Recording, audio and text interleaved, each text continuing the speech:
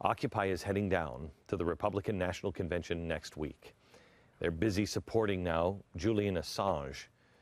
They were with Assange as he gave his speech outside the Ecuadorian embassy in London, which most Americans aren't paying attention to. But Julian Assange, the WikiLeaks guy, called on the United States to renounce its witch hunt against WikiLeaks. I ask President Obama to do the right thing. The United States must renounce its witch hunt against WikiLeaks. The United States must dissolve its FBI investigation. The United States must vow that it will not seek to prosecute our staff or our supporters. The United States must pledge before the world that it will not pursue journalists for shining a light on the secret crimes of the powerful. Unbelievable. This makes so little sense to anybody who's actually thinking. Here he is lashing out to the United States, which I'm sure we have our own problems. But he has no problem standing with Russia. He has no problem standing with the Ecuadorian president. People who criticize presidents in Russia end up in prison, or they mysteriously start falling off, out of high-rise apartment windows. Or they are just so unlucky they just got that one poison drink.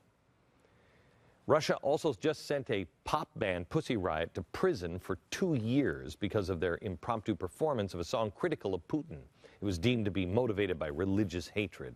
One of the band members couldn't help but laugh when the judge had the nerve to read out constitutional rights to speech, religion, etc. And America is the bad guy. And there are millions of people all around the world that are believing Assange. He's received asylum from Ecuador. I thought about this weekend. I thought, here he is in bed with Russia, and he goes to Ecuador, to the embassy in Great Britain. And Great Britain is really upset. They want him out of Great Britain. I thought, we should look into Ecuador a little bit. Well, I did last night. The Ecuadorian president is a proponent of 21st century socialism and social justice. Now, that's no big deal. Wait, there's more. He won backing for plans to rewrite the Ecuadorian constitution. He signed a political alliance with the Ecuadorian Socialist Party and the Communist Party of Ecuador. He works closely with Cuba and has this to say about Hugo Chavez. There is really no one that is more admiring of Hugo Chavez than me. The hugest fan, personally and professionally. Perfect. He considers Hugo Chavez a close personal friend. Chavez and the Ecuadorian president also have another mutual friend, Iran. Who would have seen that coming? In fact, they are all part of a group that is made mostly of the most stridently anti-American regimes in the Western Hemisphere: Bolivia, Cuba, Venezuela, Ecuador, Nicaragua. They all have one thing in common. They all have strong ties to Iran. Oh, they do have that other one in common. They hate us. A new and improved axis of evil is being built. Oh, and I'm sure this is just a coincidence, but there's a big conference happening next week in Iran, which all of these anti-West, anti-U.S. countries will be represented. And among those expected to attend, President Morsi from Egypt. There's trouble, gang.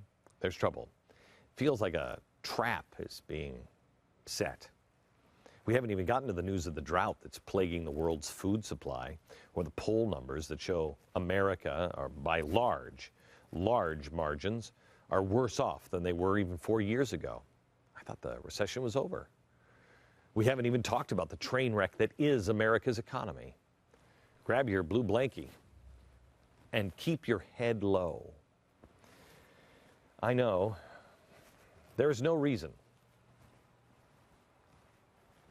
There's no reason to feel optimistic, but I do feel that way. And mainly, I think it's because I believe in the last line of the Declaration of Independence, and it is so a part of me now. I know what's going to happen. There was no reason for Washington's men barefoot and freezing, starving to death. There's no reason they thought they could change the world if they just marched a few more miles to Trenton. That was crazy. There was no reason for Magellan to think he could sail and not sail off the edge of the ocean. No reason for Edison to think that he could create the light bulb. There was no reason for World War II soldiers to defeat Nazi Germany. No reason for MLK, for him to think that he could change anything. But all of these things did happen. Why? I think because those people were humble enough to realize it isn't in their hands. Now, that doesn't mean that we don't have to act. Magellan had to get on the ship. Edison had to make the light bulb over and over again. There is work to do, and we start there in a minute.